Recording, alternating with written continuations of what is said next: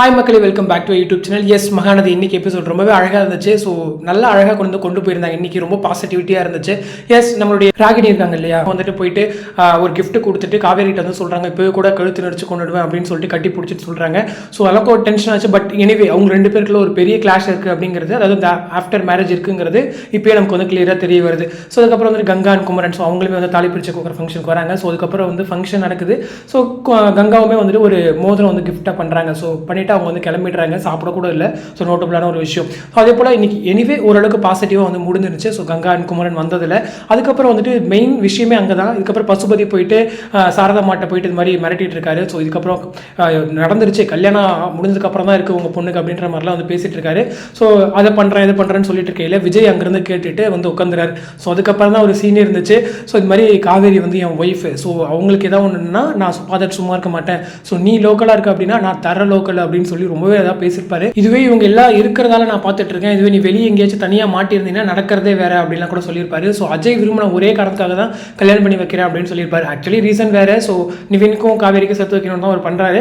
But anyway இவர் வந்து இப்படி சொல்லியிருப்பாரு இன்னைக்கு இந்த எபிசோடில். ஸோ அந்த டைலாக்ஸ் வந்து ரொம்ப மாசாக இருந்துச்சு. ஸோ பசுபதி வந்து நோஸ் கட் பண்ணுற மாதிரி. ஸோ அதுக்கப்புறம் வந்துட்டு அஜய் ராகினியோடைய ஒரு கொஞ்சம் சீன்ஸ் இருந்துச்சு. ஸோ அஜய் வந்து ரூமை கூட்டிகிட்டு போயிட்டு கிஸ் பண்ணி ட்ரை பண்ணுறாங்க. பட் ராகினி வந்து அங்கே அக்செப்ட் பண்ணல. ஸோ இதுல என்ன தெரியுதுன்னா, இன்னும் ராகினிக்கு அவங்க மேலே லவ்லாம் எதுவும் வரல, ஜஸ்ட் இவங்களை பழிவாங்கிற நோக்கத்தில் தான் வந்து கல்யாணமே படிக்கிறாங்க அப்படின்னு தான். பட் எனவே அந்த பேரையுமே கொஞ்சம் நைஸாக மூவ் பண்ணுவாங்கன்னு நினைக்கிறேன். ஸோ இன்னொரு பக்கம் வந்துட்டு குமரன் அண்ட் நிவின். ஸோ குமரன் போயிட்டு நிவின் கிட்ட இது மாதிரி நான் கடைக்கு இல்லை, இது மாதிரி தாலிப்பச்சு குக்கர ஃபங்க்ஷனுக்கு போயிருந்தேன் அப்படின்னு சொல்கிறாரு. எஸ் நானுமே கடைக்கு போய் பார்த்தேன், இல்லை அதனால தானே கால் பண்ணேன் அப்படின்னு சொல்லி நிவின் சொல்கிறாரு.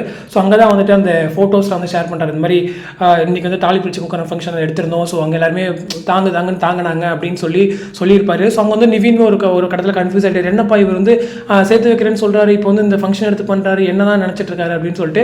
ஸோ நமக்குமே அந்த டவுட் தாங்க இருக்குது. ஸோ இது மாதிரி லவ் தான் அப்படின்னா சொல்லிட்டு போங்களேன், நாங்களும் ஃப்ரீயாக பார்ப்போமே அப்படின்ட்டு தான். ஸோ அதே போல் இன்னைக்கு ரொம்ப பாசிட்டிவான ஒரு விஷயம் என்னன்னா, விஜய் வந்துட்டு டோட்டலாக மாறினது தான். ஸோ காவேரிக்காக எல்லா விதத்துலையும் சப்போர்ட் பண்ணது. ஸ்டார்டிங்லேருந்து அவங்க வீட்டு வந்தோடனே வெல்கம் பண்ணது, ஸ்மைல் பண்ணது.